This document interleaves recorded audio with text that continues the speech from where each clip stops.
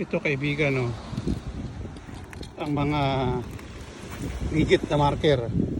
Kitang kita ang katotohanan na yan ay isang legit marker yan, kung saan sa nakaturo kung ano man ang tinitignan yan. Saka ito, yan nasa ulo niya, oh. Yan ang panahanapin natin sa susunod, kung saan dito sa ilalim yan ang nakabaon na parang may kwarto sa baba. Yan, ganyan ang mga pinagpupunan ng mga giveaway. Yan ang nasa baba na yan, na ibig sabihin na yung butas na yan, bilog na yan na may butas, ay may item siya na nandyan sa baba. Ang item, ayan, nandyan siya. Kaya dito, para tayo mapasin dito, nagdala ko nitong pang-pising. Ito na siya, yan na. Yan siguro, nandyan na